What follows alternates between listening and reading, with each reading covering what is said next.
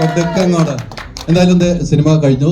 നമുക്ക് വേണ്ടി നമ്മളെ കാണാനും ഞങ്ങൾ നിങ്ങളെ കാണാനും തിരിക്കുകയാണ്. നമ്മുടെ ഡയറക്ടറിൽ നിന്ന് തുടങ്ങുന്നു. പറയാനുള്ളത് പറയും, ഞങ്ങൾ ചോദിക്കാം.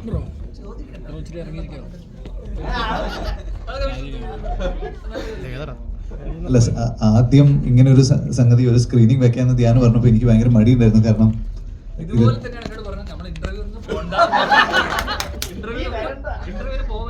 പ്രൊമോഷനിൽ എനിക്ക് വിശ്വാസമില്ല. പിന്നെ എന്തിനാണ് 42 ഇന്റർവ്യൂ എടുത്തു? എത്ര? 53 ഇന്റർവ്യൂ എടുത്തു. റെക്കോർഡ്. അവിടെ ഫിലിം കമ്പനി ബോംബെ വരെ പോയി. ഇനി ദുബായിൽ പോയിട്ട് ഇന്റർവ്യൂ എടുക്കുന്നുണ്ട്. അല്ല, പിന്നെ അതിനിടയിൽ പറയുകയും ചെയ്തു, അവിടെ തമിഴ്നാട്ടിൽ പറഞ്ഞു വോട്ട് ഞാൻ വേണ്ടെന്ന് വെച്ച പടമാണ്. പറഞ്ഞു എല്ലാരും അറിഞ്ഞല്ലേ?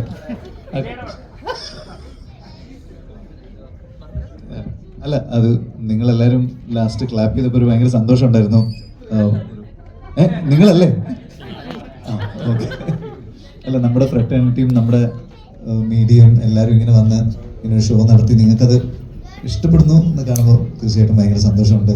നമ്മുടെ ഒരു മലയാള സിനിമയ്ക്ക് ഒരു ഭയങ്കര ഗംഭീര ഒരു സമയമാണ്. ഇപ്പോൾ ആവേശത്തിനെ പറ്റിയും ഭയങ്കര റിപ്പോർട്ടുണ്ട്. ജയ ഗണേശൻ നല്ലതെന്ന് ഇങ്ങനെ കേട്ടു. അപ്പോൾ നമ്മുടെ സിനിമയും സ്ട്രോങ് ആയിട്ട് നിൽപ്പുണ്ട്. എല്ലാ സിനിമകളും ഓടട്ടെ. മലയാള സിനിമയുടെ സുവർണ കാലഘട്ടം അങ്ങനെ കണ്ടിന്യൂ ചെയ്യട്ടെ. നമ്മുടെ ടെക്നീഷ്യൻസ് എല്ലാവരും ഇവിടെ ഉണ്ട്. ഇത് നമ്മുടെ ആർട്ട് ഡയറക്ടർ നിമേഷ് ഏട്ടൻ,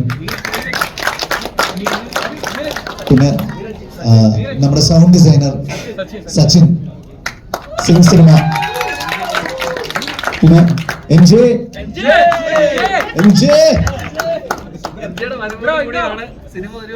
അതെ അതെ അതെ. പെർഫോമൻസ് കണ്ടിട്ട് അവൻ ബോംബെയിൽ ആമസോൺ പ്രൈമിനോട് സംസാരിച്ചിട്ട് എന്നെ ഫാമിലി മാൻ 3 അത് പിന്നെ മെയിൻ വില്ലൻ ആയിട്ടാണ് പറഞ്ഞിട്ടുണ്ട്. ഇപ്പൊ ഇതെല്ലാം പറയാൻ എനിക്ക് ചാൻസ് വെച്ചിട്ടാണ്. രാത്രി വേണ്ടല്ലോ. ആമസോൺകാര് ഓർഡർ ഡെലിവറി ചെയ്യാൻ വരുന്ന സമയത്ത് അങ്ങനെ ഡെലിവറി ബോയോട് പറഞ്ഞ അറിയാമില്ലേ? അവിടെ നിന്റെ നിനക്ക് എന്നെ മനസ്സിലായില്ലേ? ഞാനും നീ ഒരേ കമ്പനിയില്.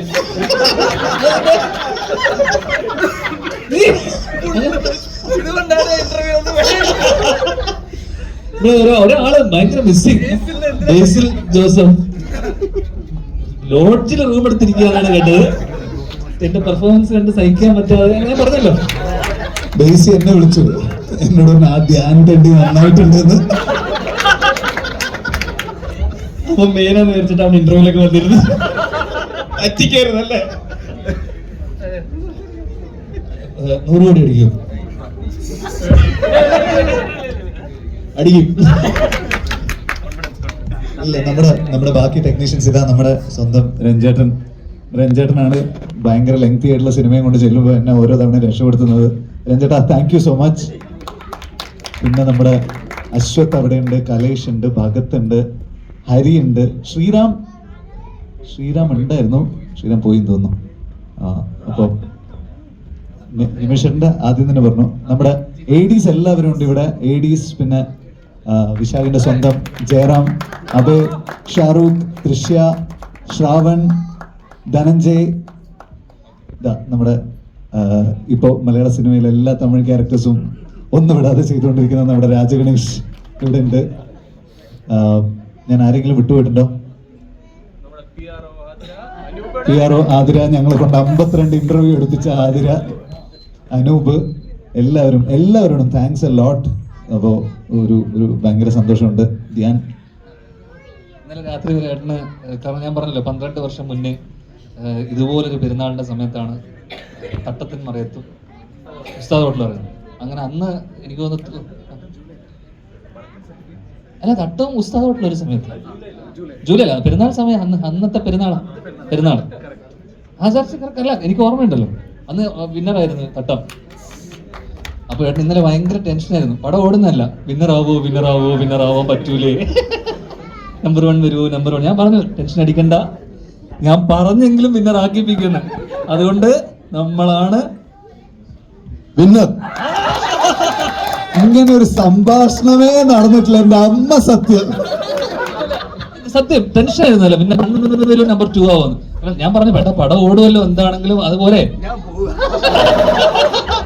ഇല്ല എനിക്ക് പിന്നെ റാവണം അല്ല സെക്കൻഡ് ഹാഫ്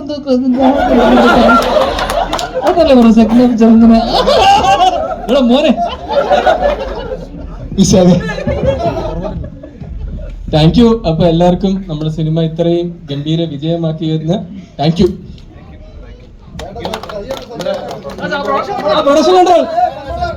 മാനേജർ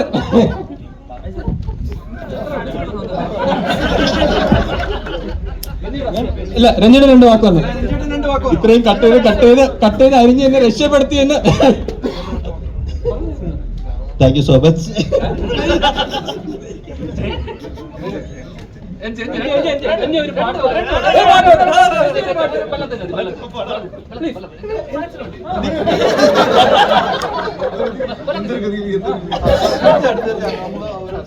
പാട്ടില്ല ഏത്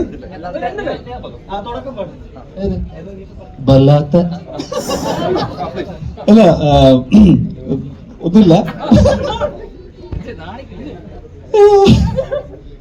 ഇതിന്റെ ഇന്റർവ്യൂവിൽ എന്താ പോകാത്തത് കുറെ പേരുടെ അടുത്ത് ചോദിച്ചാൽ സത്യം പറഞ്ഞ ഇവിടെ ഉണ്ടായിരുന്നെങ്കിൽ അത് ഒരു അതിനേക്കാൾ വലിയ എപ്പിക് പരിപാടിയായത്.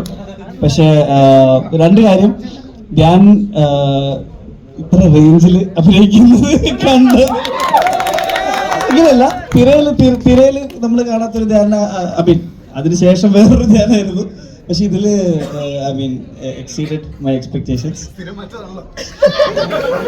അങ്ങനെയല്ല പക്ഷെ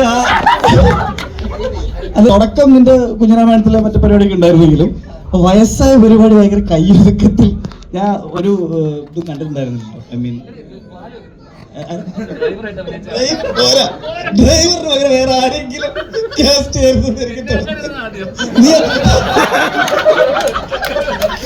അതിന്റെ പ്രശ്നം എന്താണ്, നീ അഭിനയിക്കുന്നില്ല എന്നുള്ള ആ ഒരു ടെൻഷൻ ഫുൾ ടൈം സൈഡിൽ നീ ചെയ്തിട്ട് ഷോർട്ട് ശരിയാവുന്നുണ്ടോ എന്നുള്ള ഒരു കൺസെപ്റ്റ് പുറത്ത് വിനീതായിട്ട് പെർഫോം ചെയ്യാൻ പറ്റില്ല എനിക്ക് വലുത്. അതെ പൊങ്ങിപ്പോയി. പക്ഷെ പിന്നെ സെക്കൻഡ്ലി അല്ല, മെയിൻലി എനിക്ക് പറയാൻ തോന്നിയത് ഇതിൽ ഏറ്റവും ഫീൽ കൊണ്ടുവന്ന ആ ഒരു മ്യൂസിക് ഡയറക്ടറിന്റെ മ്യൂസിക്കിനെ പറ്റി എനിക്ക് ആ ജ്ഞാപകം എന്ന് പറഞ്ഞ സോങ്ങും അദ്ദേഹത്തിന് ഒരു വലിയ കൈയടിയും അമൃതത്തിന് ഇവിടെ വന്നിട്ടില്ല.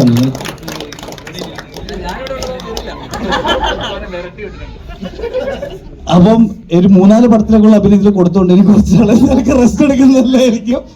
ഞങ്ങളൊക്കെ ഇനി ഒന്ന് അടുത്ത പടം ഞങ്ങളെ വെച്ചിട്ട് വേണ്ട, നമുക്കൊരു പടം ഇതാട്ടെ മെയിനായിട്ട് ക്യാമിയ പോരാ, ഇനി എനിക്കൊരു അവസരം വേണം. അപ്പം എനിക്ക് കഴിഞ്ഞ വർഷം ഒന്ന് കിട്ടി, പക്ഷെ ഇപ്പൊ വീണ്ടും ഒന്നുകൂടെ വേണ്ടി വരും തോന്നുന്നു. കുറച്ച് ഗ്യാപ്പായി. എല്ലാ വർഷവും കമ്പാക്ക് നടക്കില്ലല്ലോ. എനിവേസ് വടക്കൻ സെൽഫി എന്ന് പറഞ്ഞ പടത്തിലാണ് എന്നെ ഫസ്റ്റ് വിളിച്ചിട്ട് ഒരു സീൻ ഉണ്ട്. നീരജ് ചെയ്താലേ ഒരു പരിപാടി ഉണ്ടാവും പറഞ്ഞിട്ട് എന്നെ വിളിക്കുന്നത്. അതിനുശേഷം അതേപോലെ ഈ പടത്തിൻ്റെ എനിക്ക് ഓർമ്മയുണ്ട്, കഴിഞ്ഞ മാർച്ചിൽ വിളിച്ചിട്ട് ഒരു പരിപാടി ഉണ്ട് നമ്മളെല്ലാവരും കൂടെ ചെയ്യാനുള്ളതാണ്. പക്ഷെ ആദ്യം 2-3 പേര് ഓക്കെ പറഞ്ഞാലേ ഈ പടം ഓടാവുള്ളൂ എന്ന് പറഞ്ഞിട്ട് പോയത് എനിക്ക് ഓർമ്മയുണ്ട്. അതിനുശേഷം ഒരു ക്യാമിയോ ആണെങ്കിലും എന്താ പറയുക, നമുക്കൊക്കെ തന്നൊരു പ്ലേസ്മെൻറ്റും പോസ്റ്ററിലടക്കം ഭയങ്കര സന്തോഷമുണ്ട്. ചെറിയ രീതിയിലെങ്കിലും ഈ സിനിമയുടെ ഒരു ഭാഗമാവാൻ പറ്റിയതിൽ, ഒരു ബ്ലോക്ക് ബസ്റ്ററിൻ്റെയും കൂടെ ഭാഗമാവാൻ പറ്റിയത് വലിയ സന്തോഷം. Thank you so much. Sound പോയി, ആ പരിപാടി നിർത്തി. ഇനി ഞാൻ ടിക്കറ്റ് വെച്ചിട്ട് പാട്ട് പാടുന്നുള്ളൂ.